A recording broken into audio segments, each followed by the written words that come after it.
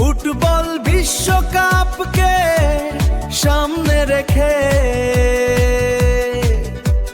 2 মাসের কিস্তি সুবিধায় মেতে উঠেছে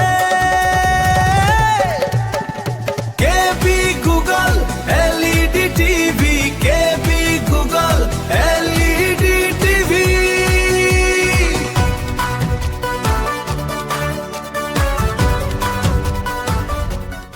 ফুটবল বিশ্বকাপকে সামনে রেখে